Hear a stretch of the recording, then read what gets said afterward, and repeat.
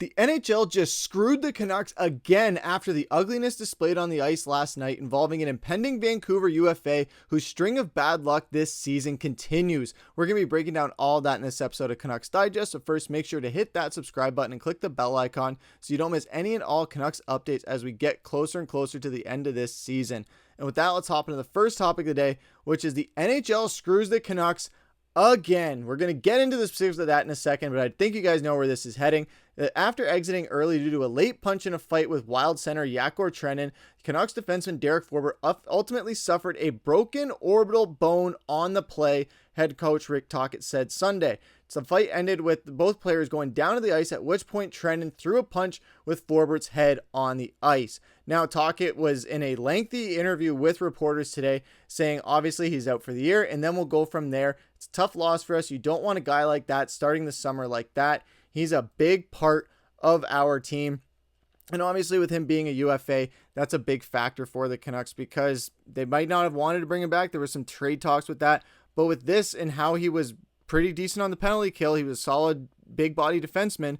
It is unfortunate seeing his season end like this. And if it's the end of his Canucks tenure, that's a horrible way for it to end. But if they do bring him back, that gives him a chance to get right on the back on the horse for next season. But Trenin was also ejected from the game following a lengthy review by the officials. It's insane that it was a lengthy review to begin with. And he made his displeasure with the decision known as Trenin verbally berated the officials before making his way off the ice. The 28-year-old even tried to make a beeline towards a couple Canucks players before eventually leaving the contest for good. Now, the fact that he was just trying to contest it is absolutely insane. Sorry if I'm a little bit flustered right now, but this absolutely pissed me off just seeing it. We're going to get into why it ultimately makes me even more mad in a second, but just seeing that on the ice last night, let alone being a Canucks fan, if you're a hockey fan, that should absolutely have disgusted you what you saw. And for him to contest that with the official and try and make a beeline for the Canucks bench or some players, absolutely insane behavior, especially when we've seen some fights just get way out of hand recently with the Chatfield incident and the slew foot judo throw. And now with this, taking a cheap shot while he's on the ice, and I know Wild fans might try and jump to the defense saying, oh, well, Forbort threw some punches while he was heading down. He was hitting his shoulder and his back. And once he saw he was going down, he stopped. And there is a unwritten rule in hockey fighting. Once a guy goes down, you stop. You don't slew foot a guy either. You don't judo throw him. And Rick Tocchet was talking about it saying, yeah, there is a code, but unfortunately it didn't happen and we got to move on. We'll figure out those things down the road. And by down the road, I think I have a pretty good idea of what that means. That means that Kiefer Sherwood gets to spend his offseason making his hit list of guys that he just absolutely wants to demolish next season. Trenin is definitely going to be number 1 or 2 on that list next to somebody else that we're going to talk about in a second too. But Kiefer Sherwood, Dakota Joshua, Tyler Myers, they're going to want to beat the hell out of these guys next season. And I can't wait to see that happen because Kiefer Sherwood, he's a bull. He loves going after guys, hitting them cleanly, but hitting them hard. And that's what is going to happen here with Kiefer Sherwood next season. It's going to be nice to see him just build on an NHL record-setting hit season into next season where he can probably build on that even more, probably even set the record even further, especially if he's going against teams with guys that he has personal vendettas against for things done to his own teammates. But the thing that here where the Canucks got screwed is no supplemental discipline coming to Wild's Yakov Trenin after the cheap shot on Canucks Derek Forbort. Absolutely insane and inexcusable for this to happen. When a guy takes a cheap shot like that, how in the hell do you not suspend him? And how does it take you so long to just issue him a game misconduct when he did something like that? So blatant, so ridiculous, and so disgusting to see. Just, again, like I said, even if you're not a Canucks fan, as a hockey fan, that should have pissed you off just seeing that happen, just because of the ugliness of it. The guy was already down, didn't need to take that shot. You hit him there, and now he's a broken orbital bone that could affect him into next season, where, yeah, there was only 2 games left of the regular season, but now this is something that he's got to work on getting back from heading into training camp. Unnecessary, looking at the time that it happened in the game, looking at the time that it's happened in the season, absolutely pathetic. It's inexcusable he's not getting suspended.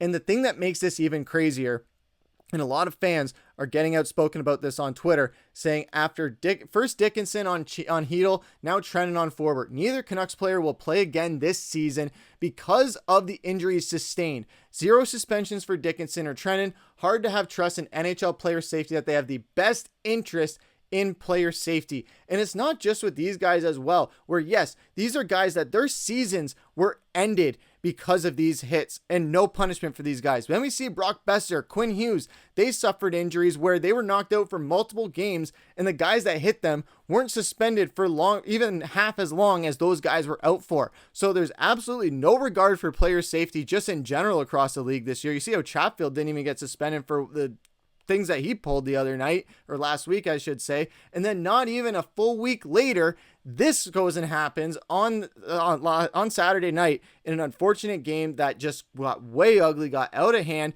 and it was following a dirty hit on Quinn Hughes that trended late as well. That's the other thing people are forgetting in this, is that yes, he not only took a cheap shot on a guy while he was down, but he also had a blatant interference call on Quinn Hughes after he didn't have the puck and just stapled him against the boards. So great to see Derek Forbort stand up for him in that situation. He went down fighting like a champ, and unfortunately he just suffered a horrible cheap shot.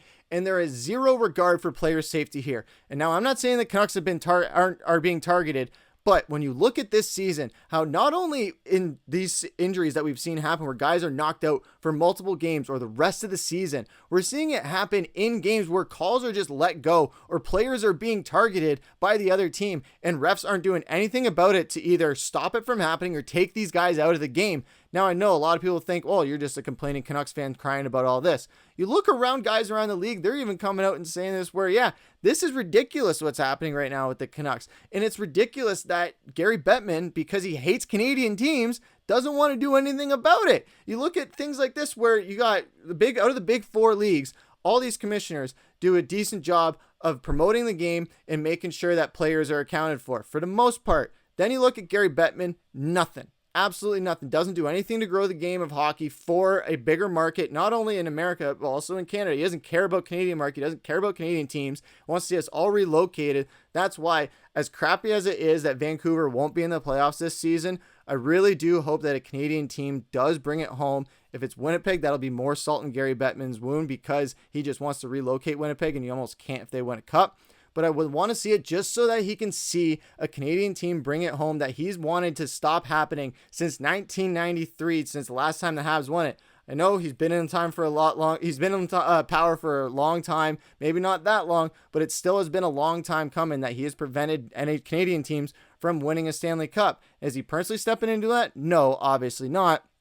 But he's taken measures in his power to make sure that Canadian teams aren't looked down upon with a good respect, or aren't promoted in a certain way, or aren't just worthy of being championship teams, or wanting to relocate them when they're in the playoffs every year and they sell out in the playoffs and they perform well every year. So yeah, Gary Bettman, he's a terrible commissioner for the NHL, and this is a horrible look for player safety. It's a horrible look for the NHL in general, because fans are watching these things happen. When the Chatfield thing happened, I saw the reaction on social media. Non-hockey fans are watching this going, take fighting out of the sport because this thing is happening, or this is just turning into the UFC on ice.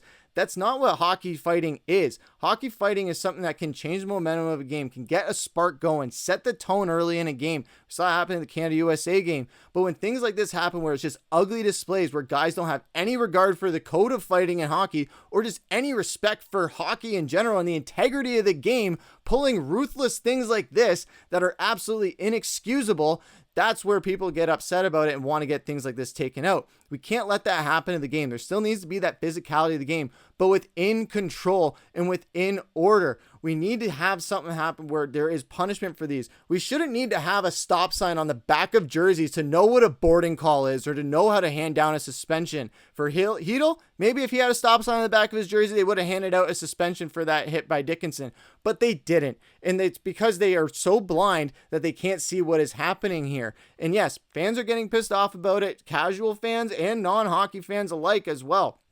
You're seeing this brutality in the game, but true hockey fans know this isn't what hockey fighting is. This isn't what hockey is. Yes, it's a physical sport, but there still is an integrity and a respect and a code to the game. And when guys don't honor it, whether it's making a blatant slashing call with two hands, just overhand chopping a guy, or taking a cheap shot in a fight, whether it's slew footing a guy in a judo throw or taking a massive sucker punch while he's down, it's absolutely inexcusable. And guys like that should not be setting foot on the ice, whether it's in the National Hockey League, whether it's in the minor leagues, whether it's in beer league, whether it's in Pee-wee. It shouldn't be happening because that is not how the game is played. If you want to do that, go and play lacrosse. Yes, I'm not taking any shots at lacrosse. It's a physical game. Those guys are absolute warriors. But if you want to do things like that where there's no order and there's absolute chaos, go play lacrosse, go play another sport. Don't set foot on the ice if you're not going to have any respect for the game. And if you're not going to have any respect for the game, expect to be punished. And that's where the onus goes up to the top at NHL player safety and Gary Bettman. Do something about this. I'm not just speaking as a Canucks fan right here. I'm speaking as a hockey fan. Do something and suspend these players. Reprimand them. Reprimand the referees that are missing these calls, that are letting these things happen. Yeah, those referees from the last night, yeah, they shouldn't be reprimanded. They made the right call. They ejected him for the game. That's all that they could do. But it shouldn't have taken a lengthy review to do it. You heard the fans there. Yeah, fans influence. This obviously a thing that happens on some no calls too. But when it's so blatant like that, you see the reactions from the players, the reactions from the fans, the reaction everywhere. It's insane that it took that long for them to say, yeah, he's done for the game. That's what are we talking about here? That's absolutely asinine. And then you have the ramifications of it, or lack thereof, from NHL player safety and Gary Bettman not wanting to do his job and just sitting there celebrating with Wayne Gretzky while Ovi just does his thing. Great job to Ovi, by the way, hitting the goal record. But he just wants to chill in the press box and just watch the chaos happen, ensue, and not have to worry about any accountability. That's not what an NHL commissioner is. That's not what a sports commissioner is. That's why we need change in the NHL ultimately, but that's not what this video is about. That's not what this channel is about. However, what I'm pissed off about is that the Canucks this season were the victims of so many cheap shots that resulted in so many multi-game injuries and season-ending injuries, and the NHL did absolutely nothing about it. And we had to suffer for it. The Canucks had to suffer for it. Fans had to suffer. And the NHL and the integrity of the game had to suffer as a result. So overall, what do you guys think about all this? I'm sorry to go on a bit of a tangent there, but this was something that just ultimately, yes, at the forefront of it, it sucks that it was a cheap shot laid like that. But what really pisses me off is the bigger picture of things here, where players are seeing this, knowing that they can play against the Canucks and get away with things like this. They can get away with a dirty hit from behind. They can get away with a sucker punch. They can get away with a two-hand slash. They can get away with spearing a guy. They can get away with spitting in a guy's face probably if they wanted to. Honestly, that's what I wish that someone on the Vancouver bench would have done to Trenton as he was trying to make a beeline to him. Someone just would have socked him or done something. There's only 2 games left in the season. You got nothing to lose at that point. But you want to maintain order. You want to be the bigger person. You want to take the high road. I get that. However, Trenton should not have gotten set foot off that ice when he was ejected. I would have even rushed after the ref as a result. It's the end of the season. I don't care. Get a suspension. Do something. But a guy like that can't get away with that. But the ultimate thing that makes me mad so much is that ultimately there's going to be no punishment laid down for this. And that can't happen in sport. That can't happen in any sport, really, where a guy gets away with sucker punching another player while they're down. Even when fighting is a part of the game, you don't hit a guy while he's down like that and lay a cheap shot like that. You just can't do it, and it sucks that there's no punishment laid out for it. But what did you guys think about this? I guarantee you guys are probably going to be just as mad as I was about it. But let us know how you guys feel down in the comments below. And all the other injuries that Tocchet did let the media in on yesterday, or earlier today, I should say, or yesterday if you're watching this tomorrow. He was spending 8 minutes with the media, spent 7 minutes of it talking about just injury updates. So stay tuned for another video on that coming soon for the other players implicated in that. Mark's going to have a video tomorrow morning as well. But for that, stay tuned for Canucks Digest. Hit the bell icon so you don't miss it. And I've been your host, Griffen. Take care.